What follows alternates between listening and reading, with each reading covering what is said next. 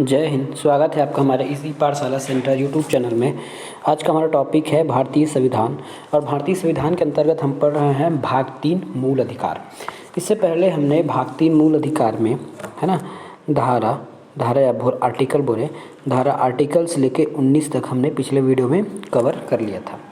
आज का हमारा टॉपिक रहेगा इससे आगे के आर्टिकल्स। इसके आगे के आर्टिकल्स हैं आपके 20, 21 सो ऑन है ना। हमको इस भाग 3 में आर्टिकल 35 तक पढ़ना है। इससे पहले का वीडियो आपने नहीं देखा है तो पहले देख लीजिएगा, तो क्योंकि वो बेसिक वीडियो होगा है ना। उसके बाद आप आगे का वीडियो देखिएगा। तो आज हम चर्चा करने वाले हैं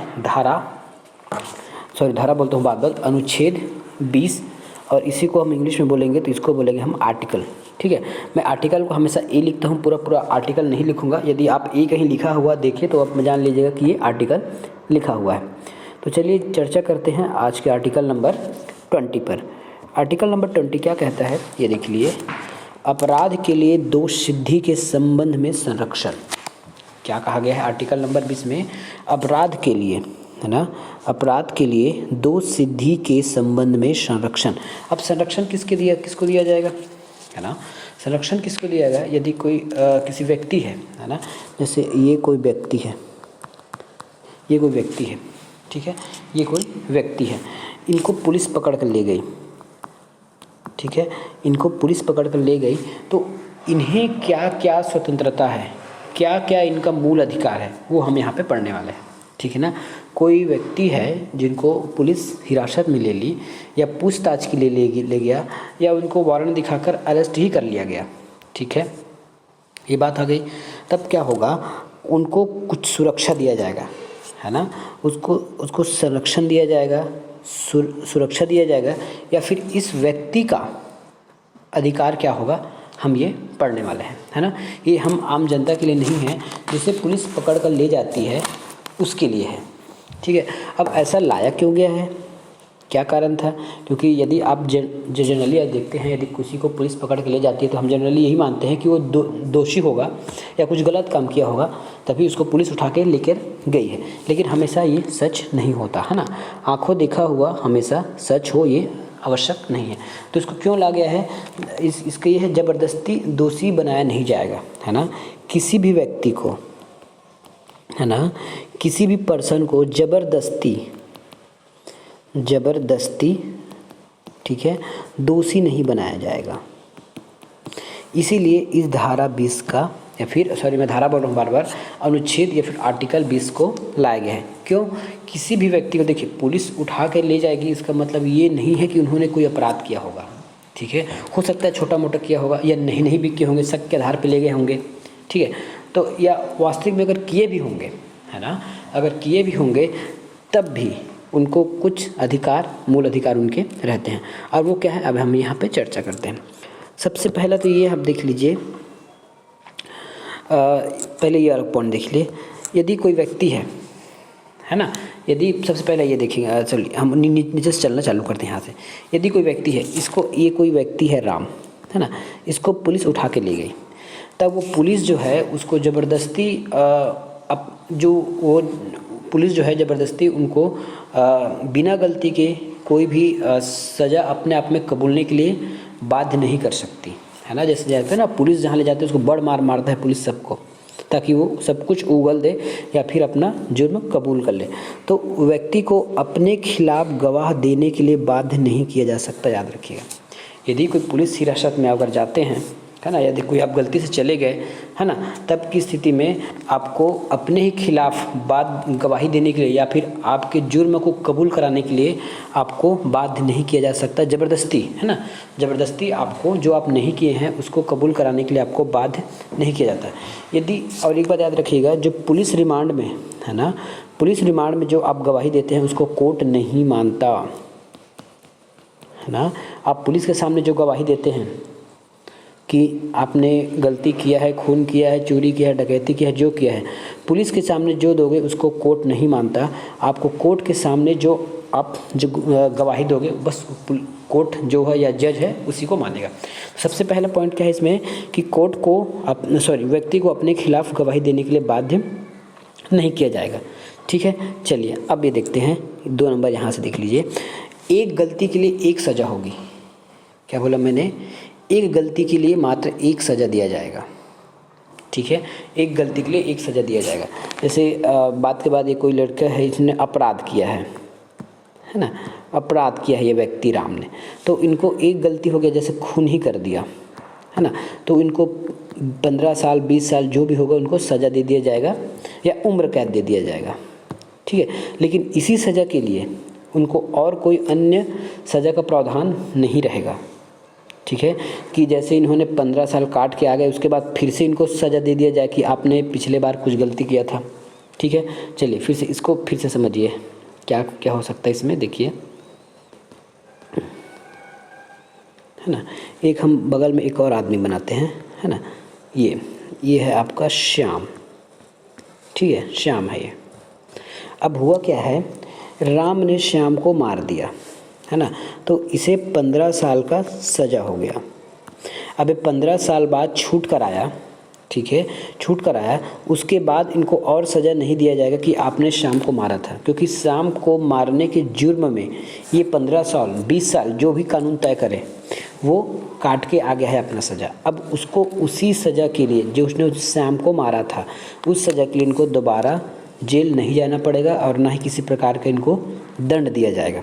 ठीक है, लेकिन यही बात आप याद रखिएगा, लेकिन यही व्यक्ति एक से अधिक उसके बाद इसने और कोई खून कर दिया किसी और का, किसी थर्ड पर्सन का, है ना, किसी थर्ड पर्सन का इसने और खून कर दिया या फिर और मारपीट कर दिया, जो भी किया, तब की स्थिति में उनको और सज़ा दिया जाएगा। लेकिन एक ही खून, एक ही सज़ा, एक ही चोरी, एक ही अपराध के लिए उनको एक से अधिक सज़ा नहीं दी जाएगी।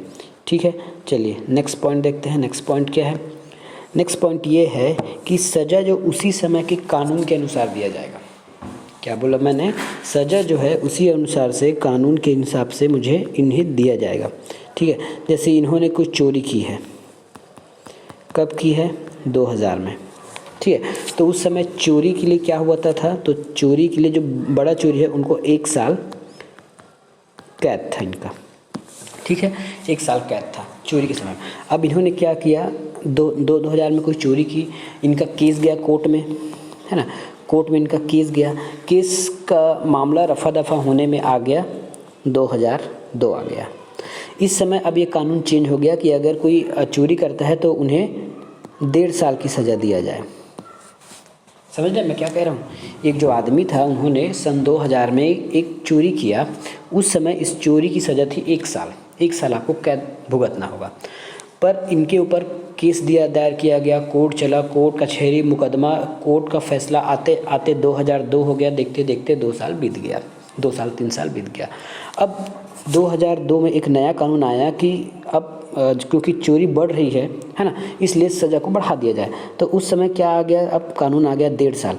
तो क्या इस व्यक्ति को, मैंने ये ABC व्यक्ति है, क्या इस व्यक्ति को 1.5 साल की सज़ा होगी?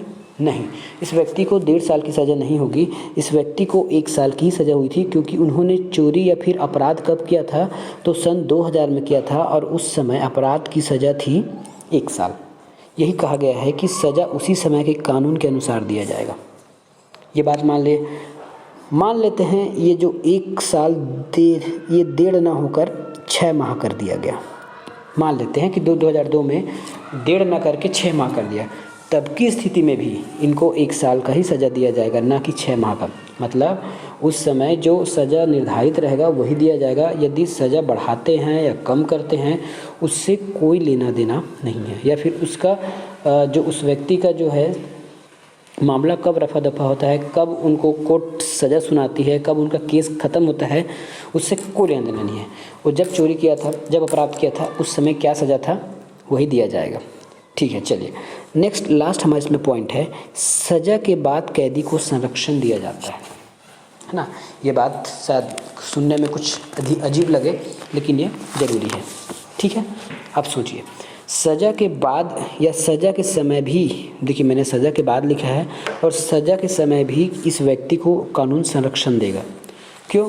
क्योंकि इन्होंने जो गलती किया था वो तो ये 1 साल वो कैद में रहकर, है ना, जिन्होंने जो इस व्यक्ति ने जो अपराध किया था उसके वजह से, उसके फलस्वरूप या फिर उसके कारण इन्होंने तो कोर्ट अपना सजा यातना काट ली।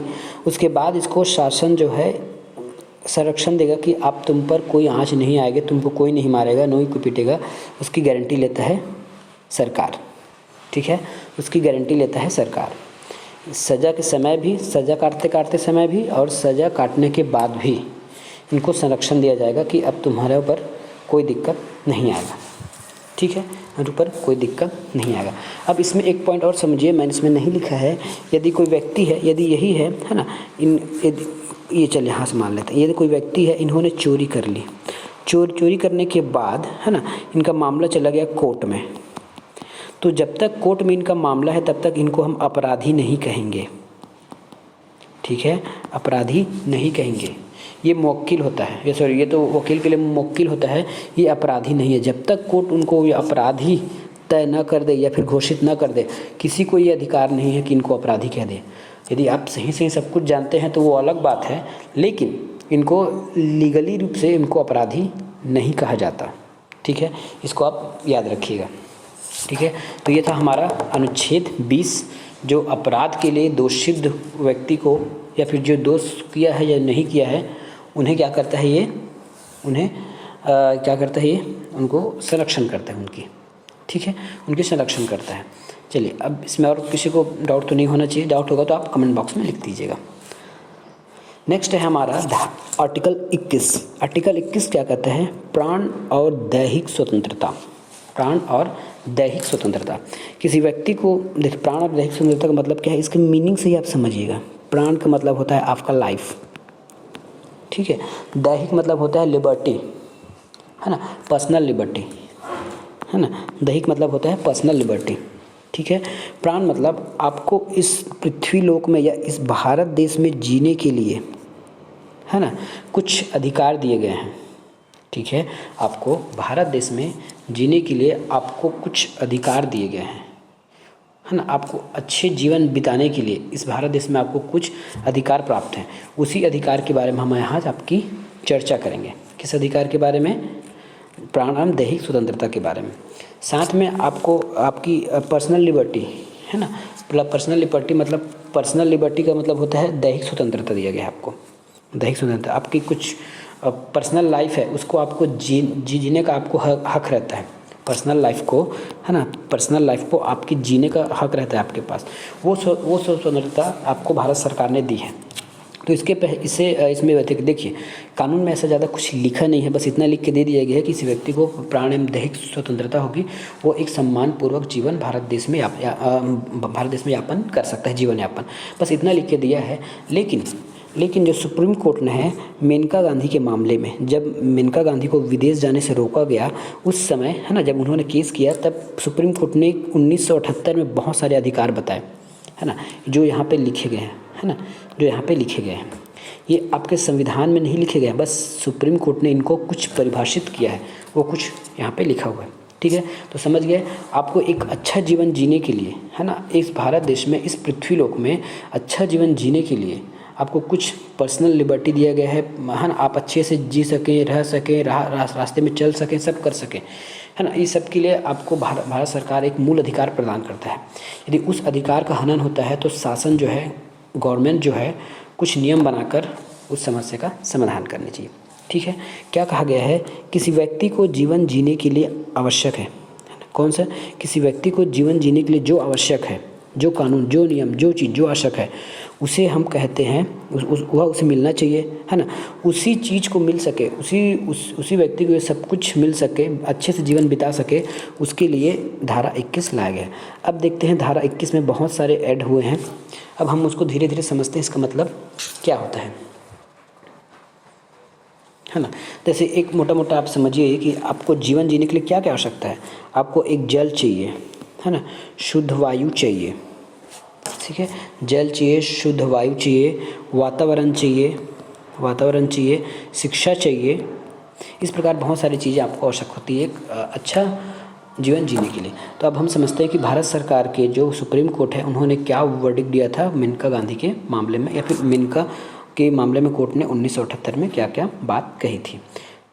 अब ये जो बात कही थी वो आपके एग्ज़ाम में ज़रा डायरेक्ट पूछ सकता है, तो आराम से पढ़ते रहिएगा। सबसे पहला मैं इसको जूम कर लूँ क्या, क्योंकि किसी को दिखेगा नहीं है, मैं इसको जूम कर लेता हूँ इस प्रकार ऐसा, ठीक है। चलिए, तो पहला कहा गया है मानवीय प्रतिष्ठा के साथ जीने का अधिकार, मतलब प्रत्येक व्यक्ति को एक इज्जतदार जीवन जीने का अधिकार है, ठीक है। इसके लिए शासन बहुत सारा नियम कानून बनाता है ताकि अब देखिए मानवीय प्रतिष्ठा से जीवन का अधिकार क्या है, यदि आप किसी से उलझ जाते हैं, किसी से झगड़ा होता है, तो आपके लिए पुलिस खड़ी है तैनात एनी टाइम आपकी समस्या को सॉल्व करने के लिए। दूसरा है स्वच्छ पर्यावरण, मतलब प्रदूषण रहित जल वायु, ये आपका अधिकार है कि आप भारत देश में रह रहे हैं तो आपको एक स्वच्छ वातावरण मिले, प्रदूषण रहित वातावरण मिले, वायु मिले, हानिकारक जो चीज़ें हैं वो आपके पास ना पहुँचे। इसलिए क्या क्या बनाएंगे देखिए, इसलिए क्या होता है आपके गाड़ी में चालान काटा जाता है यदि आपके पास पॉल्यूशन सर्टिफिकेट नहीं है तो, है ना, जिसको बोलते हैं पीयूसी। यदि आपके पास पीयूसी नहीं है तो पुलिस वाला आप पे चालान काटता है। क्यों? क्योंकि आप किसी व्यक्ति को स्वच्छ वातावरण देने में असमर्थ हैं या फिर आप गंदगी फैला रहे हैं, वायु में धुआं छोड़ रहे हैं, इसलिए आपको पीयूसी चार्ज काट दिया जाता है। हेलमेट भी इसी में आता है ना। आप जो हेलमेट पहनते हो, आपके वजह से किसी व्यक्ति का जान ना जाए, इसलिए आपको हेलमेट पहनना अनिवार्य है, ठीक है। हानिकारक जो उद्योग हैं उसको शहर से कुछ कहीं दूर स्थापित किया जाता है। तीसरा है जीवन रक्षा का अधिकार है, आपके जीवन रक्षा का अधिकार। इसमें क्या आ जाएगा देखिए, जीवन रक्षा और स्वास्थ्य के साथ समझिए, जैसे आप कहीं मिठाई की दुकान जाते हैं, है ना, तो देखिएगा जैसे त्यौहार वगैरह आते हैं ना, जैसे त्यौहार वगैरह आते हैं तो बहुत सारे जो फूड इंस्पेक्टर है मिठाइयों की दुकान में सर्च करने लग जाते हैं कि कहीं जहरीली या फिर हानिकारक मिठाई तो नहीं बन रहा है, ठीक है। क्यों? यदि कोई दुकानदार गलत मिठाई बनाता है, जहरीली है, हानिकारक है, स्वास्थ्यवर्धक नहीं है, यदि ऐसा मिठाई बनाता है तो ये किसी व्यक्ति के जीवन जीने का अधिकार को छीनता है, स्वास्थ्य के अधिकार को छीनता है। इसलिए जो फूड इंस्पेक्टर हैं वो जो क्या करते हैं, वहाँ जगह जगह सबका चालान काटते हैं चेक करके। आश्रय का अधिकार, यदि आप घर से कहीं निकाले गए हैं या फिर आप दिक्कत में हैं तो जगह जगह आश्रय बना रहता है ना, आश्रम वगैरह बना रहता है, वहाँ आपको अधिकार रहता है। 14 वर्ष की जो आयु के छोटे बच्चों को भी अधिकार है कि उनको शिक्षा ग्रहण किया जा सके, तो उनके लिए नियम बनाए गए। ये बहुत सारे अब हम और आने वाले अनुच्छेदों में आर्टिकल में पढ़ेंगे। निःशुल्क कानूनी सहायता, यदि किसी के पास पैसा नहीं है तो जो शासन है, जो कोर्ट वगैरह हैं, वो एक सरकारी वकील लगते हैं, ठीक है, जिसमें आप अपनी निःशुल्क कानूनी सहायता अधिकार प्राप्त कर सकते हैं, ठीक है। अकेले कारावास में बंद होने के, यदि कोई व्यक्ति अकेले कारावास में नहीं रहना चाहता किसी एक कारावास में, तो उसको अधिकार है कि उसको किसी के साथ रहने दिया जाए। त्वरित सुनवाई, है ना। हथकड़ी लगाने के विरुद्ध अधिकार, यदि आप जघन्य अपराध नहीं किए हैं, है ना, यदि आप बड़े अपराध नहीं किए हैं, सिंपली जैसे कोई नेता वगैरह है ना, वो लोग अपने आप को क्या देते हैं, जैसे कोई रैली वगैरह है तो जेल भरो आंदोलन सुने होंगे ना, जेल भरो आंदोलन, ऐसे आंदोलनों में उनको हथकड़ी नहीं लगाया जा सकता, उसको शांति से शांत करा के रखा जाता है उनके निवास स्थान में या फिर पुलिस स्टेशनों में, ठीक है। देखते हैं नेक्स्ट क्या है।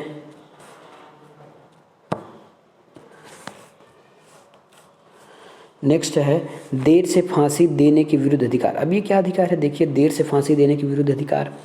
यदि कोई अपराधी है, यदि आप उसको देर से फांसी दे देते हो तो गलत बात है ना, उसको जितना जल्दी हो सके उसको फांसी दे दिया जाए, यदि उनका जो है मामला सुलझ गया है तो। विदेश जाने का अधिकार, मेनका गांधी को इसी अधिकार में प्रॉब्लम था, है ना, उनको विदेश नहीं जाने दिया जा रहा था, तो उनकी प्राण एवं दैहिक स्वतंत्रता है, पर्सनल लिबर्टी है, ज़िंदगी जीने का अधिकार है उनका विदेश जाना, या किसी भी व्यक्ति का, तो आपको विदेश जाने का अधिकार देता है कौन सा, आर्टिकल नंबर 21, ठीक है। आर्टिकल नंबर जो 21 आपको विदेश जाने का अधिकार देता है। बंधुआ मजदूरी करने के विरुद्ध अधिकार है। हिरासत में शोषण, हिरासत में शोषण का मतलब क्या है, देखिए यहाँ हम एक उदाहरण समझ रहा हूँ, जैसे मान लेते हैं कोई महिला है ना, कोई फीमेल है, ऐसा मान लेते कोई फीमेल है, उसको पुलिस वालों ने कुछ कारणवश, चाहे वो चोर हो या ये महिला चाहे चोर हो, जो भी हो, है ना, यदि ये पुलिस स्टेशन में हिरासत में है तो यहाँ इसका शोषण न करे, ये जो पुलिस वाले हैं इनका शोषण न करे। मैंने केवल उदाहरण दिया ना, ऐसा हो नहीं सकता, यदि अगर हुआ भी हो, तो हिरासत में लिखा है, यदि हुआ होगा तो वो एक काल्पनिक होगा, मैं आपको एक अंदाजन बता रहा हूँ, ठीक है। यदि ऐसा होगा तो उनको भी अधिकार है, भले ये महिला चोर हो, डकैत हो, देह व्यापार किया हो या फिर कातिल हो, लेकिन इनका शोषण करने का अधिकार यहाँ पे बैठे अधिकारियों को या किसी भी व्यक्तियों को, चाहे अधिकारी हो, बाहर के व्यक्ति हो, किसी को ये हमारा भारत सरकार का जो संविधान है ये उनको अधिकार नहीं देता, ठीक है, कि आप उनके साथ गलत करो। तो ये है हिरासत में शोषण के विरुद्ध अधिकार। ऐसी पुरुषों के साथ भी हो सकता है, जैसे कोई मेल है, इसको वहाँ के पुलिस वाले अपना काम निकाल रहे हैं, जो बोल रहे हैं, गाली गलौज कर रहे हैं, काम करा रहे हैं ज़बरदस्ती का, बंधुआ मजदूर जैसे, तो ये मेल के साथ भी ऐसा नहीं कर सकते। तो ये था हिरासत में शोषण के विरुद्ध अधिकार। दूसरा है आपातकालीन चिकित्सा का अधिकार। यदि कोई व्यक्ति है, इसलिए देखिएगा जहाँ भी आपका मेडिकल रहेगा या फिर हॉस्पिटल रहेगा वहाँ पे एक कैजुअलिटी रहता है, उसको बोलते हैं आपातकालीन चिकित्सा का अधिकार। सरकारी अस्पताल में उचित इलाज का अधिकार है, फ्री में। राज्य के बाहर न जाने का अधिकार, यदि आप राज्य में हैं, यदि आप राज्य के बाहर जाना चाहते हैं तो जा सकते हैं, आपको कोई नहीं रोकेगा। निष्पक्ष सुनवाई का अधिकार है। कैदी के लिए जीवन की आवश्यकताओं के अधिकार है। मतलब अब इसको समझिए, कैदी के लिए जीवन का अधिकार मतलब क्या हो गया? कैदी के लिए तो यदि कोई व्यक्ति है ना, अपना जो ये व्यक्ति है ना, ये यहाँ जेल में बंद है और अपना सज़ा काट रहा है, तो इस व्यक्ति को भी जीवन जीने का वहाँ अधिकार है। भले ही वो जेल में है तो क्या हो गया, उसको जेल में ही रखना है। जेल के नियम कानून के हिसाब से उनको रोटी देना है, खाना देना है, उनको वो नहाएंगे, धोएंगे, सब करेंगे, है ना। अब कैदी इसका मतलब ये नहीं कि किसी एक कोने में पड़ा रहा जाए, उनको खाना पीना ना दिया जाए, कुछ नहीं। क्योंकि देखिए, जेल का मतलब होता है सुधार गृह, ताकि लोग अपनी गलती का पश्चाताप करें, ठीक है। जेल मतलब होता है सुधार गृह, वहाँ लोगों की देखिए, जैसे कोई गाड़ी ख़राब होती है ना, यदि कोई वाहन ख़राब होता है तो उसको कहाँ ले जाते हैं? गैरेज, और गैरेज में ले जाके उसको सब कुछ ठीक ठाक करके ले आ जाता है। उसी प्रकार ये जेल है, वहाँ देखिए, शासन का एक मूल उद्देश्य है कि व्यक्ति को फांसी देना या ऐसा देना उसका मूल उद्देश्य नहीं रहता। जो व्यक्ति जो है गलती किया है, उसको अपनी गलती का एहसास हो और उसको कुछ उसका एहसास होना चाहिए कि यदि मैं गलती करूँगा तो मुझे और जेल आना पड़ सकता है, इसलिए जेल का कॉन्सेप्ट लाया गया है, ठीक है। तो क्या हो गया, कैदियों को भी जीने का अधिकार है। महिलाओं को उसके साथ आदर और सहायतापूर्वक महिलाओं के साथ आदर और सम्मानपूर्वक व्यवहार करने का भी अधिकार महिलाएँ रखती हैं, ठीक है। नेक्स्ट देखते हैं इसमें,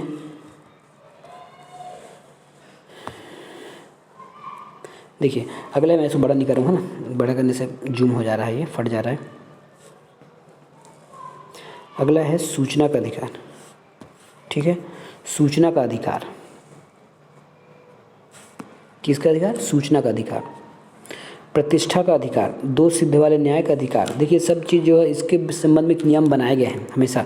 सामाजिक सुरक्षा तथा परिवार संरक्षण का अधिकार है। बार कैटर्स के विरुद्ध अधिकार है। जीवन बीमा पॉलिसी विनियोग का अधिकार है कि कोई भी व्यक्ति अपना जीवन बीमा पॉलिसी करा सकता है। शयन का अधिकार है। शोर प्रदूषण से मुक्त अधिकार है कि आप जिस मोहल्ले में रहते हैं वो शोर प्रदूषण ना हो, इसलिए रातों में यदि कोई हुड़दंग मचाता है, बड़े बड़े डीजे बजाता है, तो पुलिस की वाहन घूमती रहती है। क्यों? क्योंकि किसी व्यक्ति को शोर प्रदूषण से मुक्त करने का अधिकार है, इसलिए पुलिस आपकी मदद करती है। बिजली बिल का अधिकार, विद्युत का अधिकार, आप इसको तो आप पैसे देकर भी पेड कर सकते हैं, लेकिन ये सब आपके अधिकार में शामिल किए जाते हैं। नेक्स्ट हमारा अधिकार क्या है, ये देखिए। नेक्स्ट अधिकार है 21(1) का शिक्षा का अधिकार, है ना। इसको जोड़ा गया है कब? इसको हम जोड़ा गया है 26। देखिए आप जब भी देखेंगे ना तो 21 क ख ग ऐसे जब भी जोड़ेंगे, इसका मतलब आप समझ जाइएगा उसको बाद में अमेंडमेंट किया गया है, संशोधन करके डाला है। जब संविधान लिखा गया था तो उस समय ये ऐड नहीं था, बाद में इसको जोड़ दिया गया है, ठीक है, ऐसा मानेंगे। अब समझते हैं 21 का क्या कहते हैं। शिक्षा का अधिकार। शिक्षा का अधिकार किसे है? हमको, आपको, तिनको नहीं, पूरा डेफिनेशन पढ़ लीजिएगा, है ना। तो 6 वर्ष से 14 वर्ष की आयु तक के बच्चों को निःशुल्क शिक्षा का अधिकार होगा, चाहे वो किसी भी राज्य में हो, किसी भी ज़िले में हो, किसी भी गांव में हो। 6 वर्ष से 14 वर्ष तक की आयु के बच्चों को, और 6 वर्ष से 14 वर्ष की आयु कितने क्लास में रह सकते हैं? आपकी ये 10वीं या 12वीं तक रहते हैं, है ना। अगर 6 से 14 बोला गया तब कितना वर्ष हो गया जी? 6 दूनी 12, 13, 6 12, वही 7-8 साल तक का, है ना, 7-8 साल तक का। तो ये 7-8 साल तक के लोग यहाँ पे अधिकार हो सकते हैं। चलिए निकाल के देखते हैं कब तक फ्री है। तो 6 से 7, 8, 9, 10, 11, 12, 13 और ये 14, 1 2 3 4 5 6 7 8, मतलब क्लास 1 से लेके क्लास 8 तक, है ना। क्लास 1 से लेके क्लास 8 तक, इसके हिसाब से अगर देखा जाए तो क्लास 1 से लेके क्लास 8 तक, ठीक है, शिक्षा का अधिकार है। ठीक है, ये शिक्षा का अधिकार है। क्लास 1 से लेकर क्लास 8 तक ये शिक्षा का अधिकार है। ये कब जोड़ा गया है? तो ये आपका जोड़ा गया है 46वें संशोधन में, है ना। 86 संशोधन 2002 में किया गया था, है ना। 2002 में इसको जोड़ दिया गया है। अब ये किन के लिए है? छोटे बच्चों के लिए है जो 6 वर्ष से 14 वर्ष के बीच है, और इनका उद्देश्य जो केवल है आपकी प्राथमिक शिक्षा तक है ना, प्राथमिक शिक्षा तक है। उसके बाद हायर सेकेंडरी हो गया या फिर हाई स्कूल है, उसके बाद कॉलेज है, पीएचडी वगैरह, इनके लिए अधिकार गवर्नमेंट नहीं देता। अब अधिकार दिया इसका मतलब समझते हैं, ये निःशुल्क है, आपको एक भी पैसा पेड नहीं करना है। इसके अपवाद रहेंगे आपके प्राइवेट स्कूल में पैसा लगता है, लेकिन गवर्नमेंट का जहाँ भी आपका स्कूल होगा उसमें आपको एक पैसा देने की आवश्यकता नहीं पड़ेगी। ठीक है, उसमें क्या होगा, एक पैसा आपको देने की आवश्यकता नहीं पड़ेगी। अब इसमें कुछ आपको यदि बचपन के होंगे तो आपको बात याद होगा कि 2009 लिखा है, लेकिन हाँ 2002 या फिर 2009, मुझे थोड़ा कन्फ्यूज़न आ रहा है, मेरे ख्याल से 2002 होगा। चलिए समझते हैं। तो आपने एक देखा होगा कि एक ऐसा पेंसिल बना होता था, है ना। इस पर एक लड़की ऐसे सामने बैठी रहती थी और एक लड़की पीछे, और इसमें लिखता था 2002 सर्व शिक्षा अभियान। ठीक है, सर्व शिक्षा अभियान ऐसा लिखा रहता था। ठीक है, तो ये उस समय का था। यदि आपको याद होगा तो स्कूल में हम पढ़ते थे, उस समय आता था सर्व शिक्षा अभियान 2002। हाँ, स्कूल चले हम, उस गाने का नाम था स्कूल चले हम। तो ये आपके शिक्षा का अधिकार जोड़ा गया किसमें, मतलब ये आप कौन शिक्षा है आपकी, ये प्राण और दैहिक स्वतंत्रता के अंतर्गत जोड़ा गया है शिक्षा का अधिकार। ठीक है, ये हमारा शिक्षा का अधिकार हो गया। इसमें कुछ और पॉइंट हैं, देख लीजिए। उसमें कुछ और पॉइंट ये देख लीजिए, इस संशोधन के पहले भी अनुच्छेद 45 में यह बात कही गई है शिक्षा की। ठीक है, तो इस संशोधन के पहले भी, है ना, आर्टिकल नंबर 45 में ये बात कही गई थी कि बच्चों को निःशुल्क, है ना, और अनिवार्य शिक्षा उपलब्ध कराया जाए। चूँकि ये डीपीएसपी में था, है ना, डीपीएसपी क्या होता है हम आगे अभी इसके बाद चर्चा करेंगे, है ना। ये होता है राज्य के नीति निर्देशक तत्व हैं, राज्य के नीति निर्देशक तत्व हैं। इसका मतलब ये होता है कि संविधान बनाने वालों ने सभी राज्य को एक एडवाइजरी जारी की थी कि आप कृपया 6 से 14 वर्ष के बच्चों को या फिर छोटे बच्चों को निःशुल्क शिक्षा प्रदान करने की कृपा करें, बस यही है ना। लेकिन ऐसा कोई राज्य कर नहीं रहा था, या फिर कोई करता था कोई नहीं करता था अनिवार्य रूप से, इसलिए इसको मूल अधिकार के 21A में जोड़ दिया गया। अब इसके बाद ये मैंडेटरी हो गया सबके लिए, सभी राज्य सरकार के लिए फ्री में शिक्षा देना, सभी राज्य सरकार के लिए ये 6 से 14 वर्ष के बच्चों को शिक्षा देने के लिए सभी राज्य अब बाध्य हो गए। इसलिए इसको अभी भी अनुच्छेद 45 में है, डीपीएसपी में अभी भी है ये, क्योंकि ये हमेशा एक कारण बन जाता था मतभेद का, है ना, सुप्रीम कोर्ट के सामने। इसलिए इसको अमेंडमेंट करके 21A में ला दिया गया, जो सबके लिए अनिवार्य रहता है।